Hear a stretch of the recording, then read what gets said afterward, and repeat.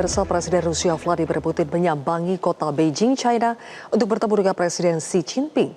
Dalam pertemuan ini, kedua pemimpin poros dunia ini fokus membahas berbagai hal, mulai dari agresi Amerika Serikat Zionis ke Iran, perang Ukraina, serta berbagai isu global lainnya. Kemegahan alun-alun, anak-anak bersorak dan melambaikan bendera, serta sambutan megah dan penuh kehangatan mewarnai kunjungan bersejarah Presiden Rusia Vladimir Putin ke Tiongkok pada Rabu waktu setempat. Momen ikonik tercipta saat Xi Jinping menyambut erat sekutu dekatnya. Xi Jinping menegaskan kembali hubungan solid yang telah terjalin kuat sejak era pasca Perang Dunia Kedua. Hubungan kedua negara ini menjalin kerjasama di bidang ekonomi dan teknologi.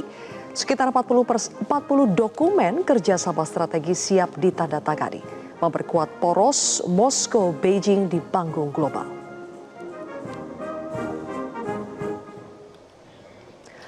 Hanya berselang beberapa hari setelah kunjungan Presiden Amerika Serikat Donald Trump, Beijing langsung menyambut Presiden Rusia Vladimir Putin.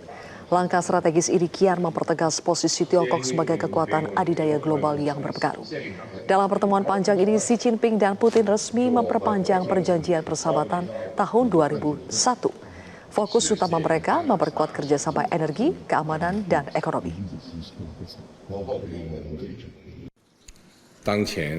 国际形势变乱交织，单边霸权逆流横行，但求和平、谋发展、促合作仍是民心所向、大势所趋。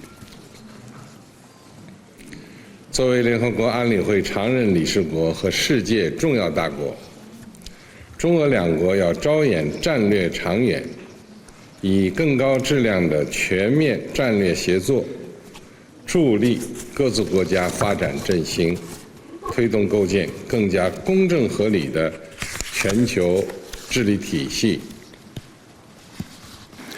Будем развивать наше сотрудничество и в двухстороннем плане, и активно работать на международных площадках, где наши коллеги в тесном контакте друг с другом создают очень хорошую базу для устойчивого развития в направлении создания многополярного мира. Большое спасибо. Pemirsa, Presiden Rusia Vladimir Putin bertemu dengan Presiden Tiongkok Xi Jinping selang beberapa hari setelah Trump menyambangi Xi Jinping di Beijing. Lantas apakah kedua simbol poros dunia ini mampu mendamaikan konflik antara Amerika Serikat Zionis Israel dengan Iran? Sudah bergabung bersama kami mantan Duta Besar RI untuk Tiongkok, Profesor Imron Kotan. Selamat malam, Prof. Imron. Selamat malam, Zidya. Apa kabar? Kabar baik, Prof. Prof. Imron, 40 dokumen perjanjian kerjasama multisektor ditandatangani dalam pertemuan Xi dan juga Putin. Apakah hasil pertemuan ini jauh berbeda dibandingkan pertemuan Xi dan Trump? Ya, saya kira Sylvia sudah mengatakannya dengan baik ya.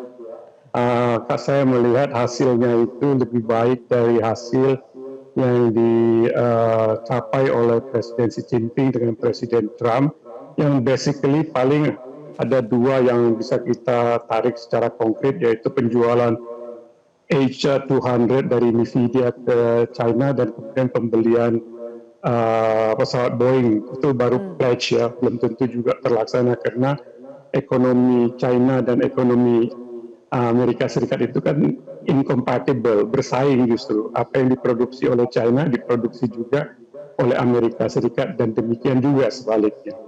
Berbeda dengan yang terjadi dengan summit Presiden Xi Jinping dengan Presiden Trump dengan Putin ini lebih banyak substansi ya.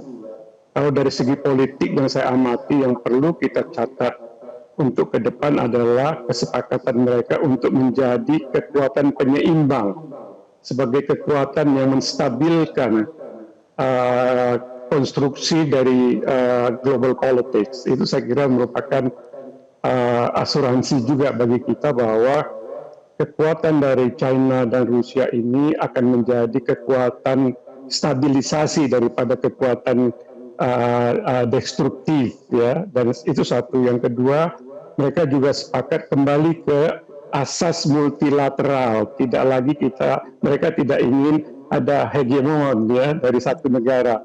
Mereka mengatakan kita sepakat untuk kembali mengembalikan rezim global ini ke rezim multilateral, dan China sama Rusia itu menjadi kekuatan stabilisatornya. Itu sangat penting menurut hemat saya. Di samping memang perjanjian-perjanjian di bidang telekomunikasi, di bidang energi, dan patut dicatat ya bahwa Rusia ini salah satu pemasok BBM terbesar untuk China dengan melalui apa yang dinamakan East Siberia Pacific Ocean Pipelines. Jaraknya itu kurang lebih 5.000 sampai 6.000, dan mereka sekarang sedang bernegosiasi untuk menentukan harga dan volume ya tentang yang gas yang akan melalui pipelines yang disebut tadi Power Siberia 2. Jadi ini lebih konkret ya, lebih konkret daripada apa yang dilakukan oleh kedua pemimpin dunia sebelumnya, yaitu Amerika Serikat dan Xi Jinping. Yang penting lagi adalah bahwa harap dicatat ini bagi teman-teman para policy makers kita ya, China dan Rusia itu tidak ingin konflik di Timur Tengah itu segera selesai karena waktu ada di pihak mereka. Mengapa? Karena China masih tetap bisa mengimpor BBM minyak dari Iran. Karena kapal-kapalnya yang melalui Selat Hormuz masuk dan keluar Selat Hormuz tidak akan diganggu oleh Amerika Serikat, tidak akan mungkin akan ditembak atau di hijack. Tekniknya secara teknis dikatakan interdiction, itu di dalam istilah Amerika Serikat itu kalau dia mengirim pasukan kemudian menaiki kapal dan kemudian menguasai, itu namanya interdiction. Dia tidak akan berani melakukan interdiction kapal-kapal minyak China, itu akan menimbulkan komplikasi baru kan. Itu satu. Yang kedua, kenapa Rusia juga merasa waktu berada di pihak mereka, karena akibat dari perang ini pasokan minyak dunia menjadi berkurang, harga naik di atas 100 bahkan sampai $120 per barel. Maka Amerika Serikat memutuskan untuk mencabut embargonya terhadap eksportasi minyak dari Rusia. Jadi Rusia diuntungkan gitu. China juga tidak terganggu, status quo bahwa importasinya dari Iran tidak terganggu, sementara Rusia mendapat keuntungan karena eksportasi dia tidak diembargo lagi oleh China. Oleh karena itu Indonesia bisa beli sampai 1,5 juta barrel waktu ketika Presiden berkunjung ke sana. Jadi kedua-duanya tidak dalam keadaan terburu-buru. Yang terburu-buru itu Sylvia, agar konflik ini selesai adalah Presiden Trump. Karena tanggal 31 Mei yang akan datang, sesuai dengan War Powers Act, itu harus berhenti 60 hari plus 30 hari itu berhentinya di 31 Mei. Walaupun lawyer dari pemerintah Amerika Serikat, lawyer dari pihaknya Presiden Trump berargumen bahwa yang namanya gencatan senjata itu jangan dihitung sebagai bagian daripada 60 plus 30 hari itu. Tapi itu kan subject to interpretation ya, itu adalah legal battle mereka di dalam negeri. Artinya intinya, Presiden Trump harus menyelesaikan perang ini tanggal 31 Mei. Kalau tidak, dia harus minta otorisasi dari Senat maupun dari House of Representatives. Kemarin kalah dia di Senat. Resolusi sudah dikeluarkan Senat bahwa apabila dia ingin meneruskan konflik ini harus mendapatkan persetujuan Kongres. Dan jadi time is ticking ya buat Amerika Serikat. Sementara di sisi lain Tiongkok dan Rusia terus diuntungkan dengan konflik yang terjadi di Timur Tengah. Baik, Prof. Imron, pertanyaan saya selanjutnya adalah jika China maupun Rusia terus diuntungkan dengan konflik atau ketegangan geopolitik yang terjadi saat ini, apakah menurut Anda akan ada sikap bersama atau langkah konkret yang dilakukan China maupun Rusia untuk memulihkan kondisi karena dampak agresi? Atau mereka akan mengulur-ngulur waktu, tidak terburu-buru seperti Anda bilang, dan akan terus membiarkan situasi ini berlarut?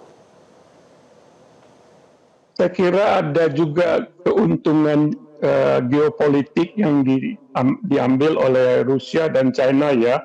Mereka kemudian bisa secara bersama ya, jointly begitu berkata kepada Amerika Serikat, look, Anda kan tidak bisa mendapatkan tujuan perang Anda karena Anda tidak didukung dunia, termasuk sekutu-sekutu Anda di NATO maupun di Uni Eropa. Mereka akan mengatakan, sudahlah kembali kita ke tata kelola dunia yang lama, yaitu tergantung kepada international law, di mana nanti PBB kembali memainkan perannya. Nah, lagi-lagi PBB ini saya melihat sekjennya itu tidak aktif itu ya, mungkin sudah terlalu lanjut usianya ya, sama sekali tidak ada bunyinya begitu. Ini kan momentum yang terbuka untuk mengembalikan center of gravity global politics itu kembali ke multilateralism, yaitu PBB dalam hal ini Dewan Keamanan. Nah, di Dewan Keamanan itu dengan terisolasinya Amerika Serikat oleh keempat pemegang hak veto, yaitu Rusia, China, Prancis, dan Inggris, saya yakinlah Amerika juga akan melunak, apalagi kalau kita kaitkan dengan posisi politik dari Partai Republik dan Presiden Trump itu sedang melemah menuju kepada midterm elections. Nah, 64%, Sylvia, 64% sekarang. Kemarin itu 62, 63. 64% penduduk Amerika Serikat ingin perang ini terhenti. Kalau ini diteruskan, maka Trump dan Partai Republik akan kalah dan dia akan terkena impeachment. Jadi sekarang ini yang posisinya itu cenderung lemah itu adalah Presiden Trump dan Partai Republik. Karena pertarungan yang sesungguhnya itu adalah pertarungan di domestic politics. Oke, baik Prof. Imron. Singkat, ini pertanyaan terakhir. Jadi menurut Anda apakah agresi Amerika Serikat Zionis ke Iran justru itu semakin mempercepat terbentuknya dunia multipolar yang tidak lagi didominasi Barat? Zulfia, luar biasa. Itulah kesimpulan pembicaraan kita ini. Sudah muncul lagi bahwa unilateralism ya, atau hegemoni satu negara itu sudah ditolak baik di Eropa, di Asia, di Timur Tengah, dan termasuk di Cina dan Rusia. Saya kira Sylvia sudah menyimpulkannya, saya tidak perlu menyimpulkannya lagi. Baik, Prof. Imron, terima kasih atas analisa Anda. Kita bertemu lagi di lain kesempatan. Terima kasih sudah bergabung di Prime Time News hari ini. Jelajahi cara baru mendapatkan informasi. Download Metro TV Extend sekarang.